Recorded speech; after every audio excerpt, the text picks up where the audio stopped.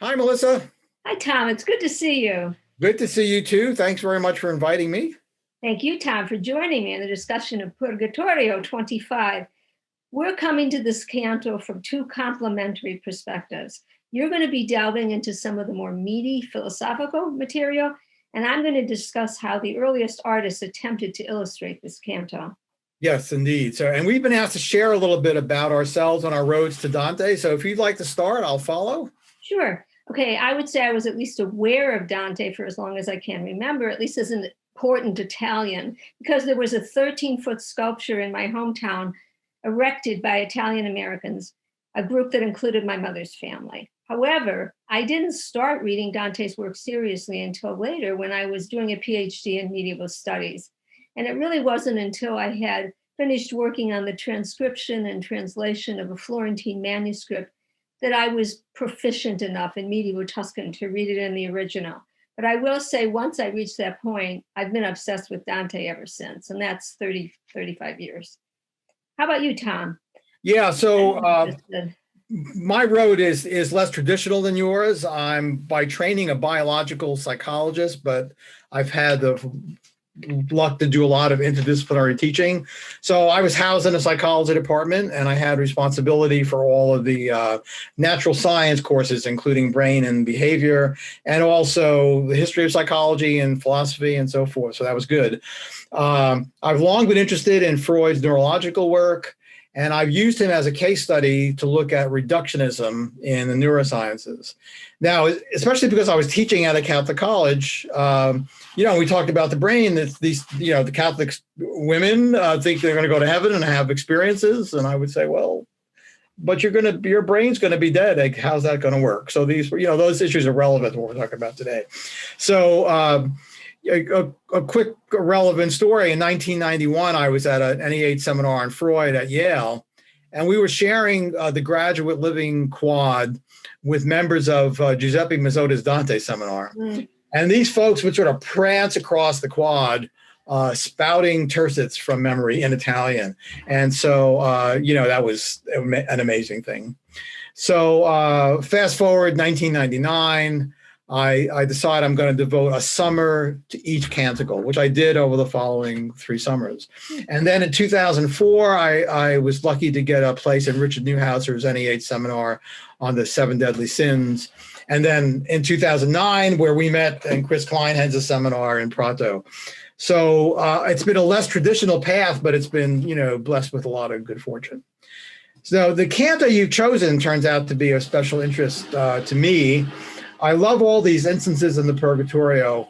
For example, dead center in the whole poem, where Marco Lombardo and Virgil discourse on our biological fates, the nature of love, personal responsibility.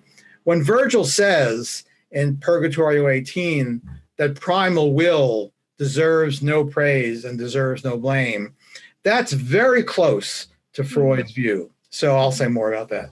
But before that, Melissa, can you remind us where we are in the Commedia and some of the major events of Canto 25? Sure. Dante, Virgil, and Statius have just left the Terrace of the Gluttons. The 3 poets are walking together towards the last terrace of Purgatory, the Terrace of the Lustful. And Virgil can perceive that Dante's troubled about something. He encourages Dante to ask his question. Dante says he doesn't understand why the souls on the Terrace of Gluttony appear so emaciated, because they have no bodies. Virgil makes 2 attempts at an explanation, one from mythology, one from physics, both unsatisfactory. Then Statius steps in and, using the example of the development of a human fetus, explains the phenomenon. Tom, would you like to explain why Virgil, who was once so reliable a guide during Dante's journey, is now unable to answer this question? Yeah, I mean, that's a pretty simple answer. Statius has to do it because the Christian view, the Aristotelian view, is beyond Virgil's ken. He's not equipped to deal with this. I'm going to quote Robert Hollander here, who I was going to use anyway, but as you know, we lost him as we were preparing this. So here I'm quoting him now. Statius understands the deeper principles involved in the fact that these souls respond with physical symptoms to a moral question. So both specifically for this canto, but more generally, Statius has to be the guy. So one more question. I know readers find it odd that Dante's questioning this late in his pilgrimage the physical suffering of non-corporeal beings. After all, hasn't he seen Mhm. plenty of bodily suffering in hell? Yeah, I think that's true. He has seen a lot of bodily suffering, but he's now a lot further along in his moral development. Um, this all of Purgatory, but this canto especially, is about how the human soul becomes. It's a word I like to use. Just as Virgil is beyond his ken now, the pilgrim was beyond his ken in Inferno. So, my favorite example is back in Limbo. He finds all the poets and he walks along with them and said, I'm with the big boys now. Even the kid doesn't have a clue, right? He's very immature. But now he can make good use of the answers to the questions he's posing. He wouldn't have posed these questions back then. So from the Christian and Aristotelian perspective, the answers are simple. They're also profound. Let's think of an acorn. It becomes a tree. That's a vegetative process, right? Creatures that move, animals. We're talking about sensory motor processes, somatic processes. All of these two are developmental, okay? Mhm. And then on top of that, we rational creatures are ensouled, okay? And it's true that God puts the soul in in Dante's world, in us, but the soul is a developmental process more than a thing. And so this process of becoming is something that God witnesses with joy. We see that word, I believe, in this canto, but it is also a process that's fraught with danger. And again, it's a process, not a thing. And that's why the canto is so important to us. Okay. The Pilgrim's Question. Okay. I'm going to use Singleton's translation here. How can one grow lean when the need for nourishment is not felt? The answer, the soul must be equipped to experience everything. Okay. It is a unique soul for every individual. And when I say unique, it's Dante here, making his bones, making his peace with Averroes. Averroes' view is that there's an intelligence, a cosmic intelligence that is shared by individuals. And Dante's saying, no, that's wrong. Okay. So the process of purgation, and by analogy, the process of becoming human in this world, is one taken by the individual soul and is for the benefit of the soul. In this specific case, the souls are predisposed to gluttony. So it's gluttony that's being corrected, and that's why they have to feel hunger. All right. So Ron Herzman's famous example, that third piece of chocolate cake, the stomach, if the stomach had a soul, it would say, stop. Okay. So it's the soul that is the problem, and the soul that is in need of correction. Whether it's hunger, it must burn, it must suffer under the weight of pride, what have you. And then,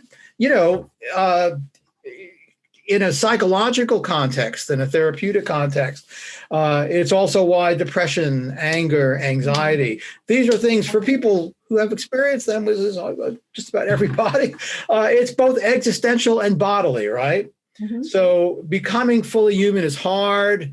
It often fails. It's never fully done. Okay. We know that Dante said that the Commedia is a comedy because it begins in a dark wood, but it ends in felicity. Freud's view of the human condition, having much in common with Dante's, but radically outside of a providential framework. Freud says, I can't offer that consolation. All I can do is try to transform neurotic suffering into ordinary unhappiness. Okay. But I think it's interesting that both projects point to the importance of sublimation and the reshaping of desire. So again, very different guys, but I think they got the anthropology exactly right. Exactly. So. Wow, fascinating, Tom. I really appreciate the insights you bring through your training and expertise in psychology and biology.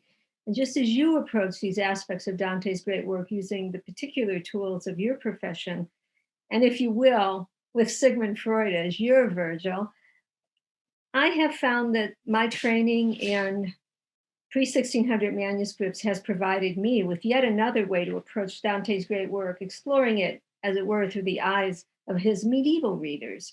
So thank you for calling up my PowerPoint there. In this past year, I've been dedicating time to searching and examining leaf by leaf every manuscript of Dante's Commedia that's available digitally. For a little historical background on these manuscripts, Dante's Commedia was what we would call today a blockbuster bestseller. In fact, parts of the Inferno were circulating as early as 1313. More than 800 copies of the poem survive, about 600 of which are from the 14th century. This is an astonishing survival rate for any medieval work, and we can infer that if that many survive, at least that many have been lost, probably more. Next slide. Even more astonishing, illustrated manuscripts of the Commedia began to appear in the 1330s, with the first surviving example dated 1337, the Biblioteca Tribozziana 1080 in Milan. Of course, adding illustrations was expensive, so only about 200 of the surviving 800 have figural images, by which I mean illustrations featuring Dante himself and other characters in the Commedia, narrowing the scope even further. And about only 30 of all extant manuscripts contain illustrations for all of the canticles, or at least attempts at doing all of the canticles. As it turns out, Inferno, with its searing descriptions of the horrors of hell, is the canticle most usually and fully illustrated in manuscripts. Then illustrators, for whatever reason, tend to lose interest about a third of the way through Purgatorio, and rarely do any of these earliest artists attempt to illustrate Paradiso with those long and complex theological discussions. So a good rule of thumb, it seems to be that the more theoretical the subject matter of a canto, the less likely it will be illustrated. Next slide, please. So for that reason, I was really pleasantly surprised, given the highly theoretical discourse about the soul, which you've elucidated so expertly for us, Tom, to found as many as 10 pre-1600 manuscripts, 10 of 30, and what artists at least have made an attempt to illustrate some aspects of Purgatorio 25. One of the earliest is this one, the Egerton 943 in the British Library. It is a mid-14th century manuscript from northern Italy. Here we see Statius in dark maroon in the center, answering Dante's difficult question, while Virgil in royal blue and ermine has placed his hand supportively on Statius' shoulder, which does reflect the text at verses 28 to 29, translated by Mandelbaum. Here, Statius, I call on him and ask that he now be healer of your doubts. Next slide, please. Most of the artists who took on the challenge of illustrating Purgatorio 25 chose to illustrate the more obvious action. The lustful souls in flames is here. And here, the artist is very much following the text. We have those souls engulfed by flames on one side. We have Virgil, Statius, and Dante walking in single file, following the text pretty closely. Again, from Mandelbaum, verses 7 to 9, we made our way into the narrow gap, and one behind the other took the stairs so straight that climbers there must separate. Next slide, please.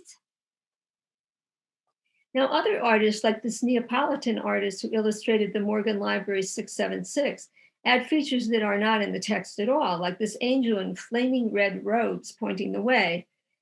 Such deviations from the text have raised the perennial question of how familiar with Dante's text these artists actually were.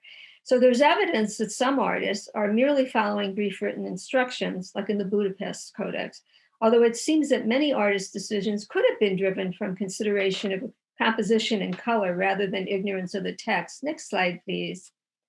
And I think the Holcomb Hall could be one of those. This is the Bodleian's Holcomb Hall, Miscellaneous 48. We're back to northern Italy, staying in the second half of the 14th century. Here's that extra textual but extremely helpful angel in red. It's hard to know in these cases if that's a misreading, or perhaps the artist was thinking of ways to move the reader's eye from this tree, the gluttonous or under with the red fruit, to Virgil's red cap and barb, and then the angel, and that leads you into the into the canto itself, into the text. So we really don't know. They could also have been referencing one of the many commentaries that came out in the 14th century, but if they have, I have not found that commentary yet. Next slide, please. Okay, here we have your favorite Tom Coppertone guy, as you like to refer to him. This is a soul that is a deep color of red, pointing to the souls in flames who are now pure white, presumably because they too started out in this deep red color, but the red of lust has been burned off them. Again, completely extra textual, but pretty inventive. Kind of gets to the point of the purgation. Next slide, please. Here we have Paris Arsenal, 8530, another mid-14th century manuscript, this time from the Venice area. Here the artist strives to illustrate the text in several ways, beginning with the opening lines of the first tercet. Lines 1 to 3 again, Mandelbaum, the hour when climbers cannot pause had come, the sun had left to Taurus the meridian, the night had left it to the scorpion. Next slide, please. I'm zeroing in on this lower register, which I've enlarged here, because what I think is one of the most poignant interpretations of Virgil's increasing obsolescence as a guide. Here's Virgil enveloped in his red robes, under which his arms appeared to be crossed in somewhat defensive posture, perhaps, standing alone on the far left, looking backwards in the direction to which he knows he must soon return. Meanwhile, on the right, Dante and Statius stand very close together as Statius explains to Dante what was beyond Virgil's ken. While none of this emotional upheaval is explicitly outlined in any way in Purg 25, it does seem as if the artist is preparing the reader/viewer for Virgil's impending and inevitable return to limbo. Yeah, let me just say, I think that's quite a moving image. It does. There's a lot said in that, you know. It is. Yeah. And, that departure is going to devastate Dante, and it devastates the readers as well. Next slide, please. I wanted to show Marchiana. This is the end of the 14th century. It is a Venetian manuscript. The scene has become a little more formalized with Virgil, Statius. Statius is, by the way, in the middle in the red robe and the laurel leaf. And Dante, they're advancing towards the souls in flames. And while this illustration doesn't quite match the text description of the terrain they're entering, with the mountain hurling its flames on the one side and the precipitous drop off the terrace at the other, it does, in the steepness of that incline and the composition of those stones, which at least to me seem slippery and perilous to climb, it does give the sense of what Virgil's warning about in verses 118 to 120. My guide said, on this terrace, it is best to curb your eyes. The least distraction, left or right, can mean a step you will regret. So you do get that sense of, this could kill you, Dante. Next slide, please. So I'm going to end with Herb Lat, 365 at the Vatican.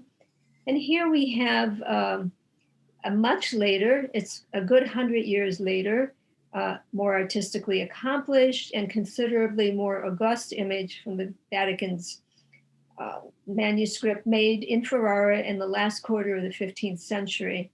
Here are the three poets correctly walking single file on the way to their next destination without any visual indication of where they are or what they can expect at the next stop in their journey. Now, while this is certainly a beautiful image with those vivid colors and fully realized perspective, it does lack some of the dramatic intensity of those earlier images, revealing nothing about the changing relationship between Virgil and Dante. Next slide, please. I just wanted to zoom in on this. Of course, no artist, no matter how skilled, can be expected to encompass mere ink and pigment, the full brilliance and complexity of the Commedia. As I said at the outset, I think of these early manuscripts as a window into the way that some of Dante's earliest readers would have encountered his masterpiece, and giving us insight into how Dante was interpreted and understood almost 700 years ago. I just wanted to end with the work of art that inspired me. There's the sculpture in Scranton, Pennsylvania, 13 feet high, that was erected by the Italian Americans. So we can end the show. Okay. Okay, wow, that was fabulous. Let me say, I've heard this a lot. We've been rehearsing, but that was real. That was really, I've learned a lot, and I'm sure our audience has learned a lot too. So, as you know, Dante made much of the idea that the poem is polysemous, renders things at multiple levels, and I think we made a small stab in showing that he's right about that. Okay, I just want to be very brief because we don't want to go too long here, longer than necessary, with an exhortation that I share with my students, and that is that Dante is for everybody. Okay, I'm certainly an example of that. There's no special expertise needed to profit enormously from engaging with it. So, and I'm sure you want to add what we agree on. I just want to say I couldn't agree with you more. If you haven't read all three canticles, you haven't read the Commedia. Yeah. The end. Right. Okay. So thank you very much. This is great. So much. Thanks a lot for inviting me. And we'll talk soon, right? Thank you, Tom. Bye-bye now. Bye.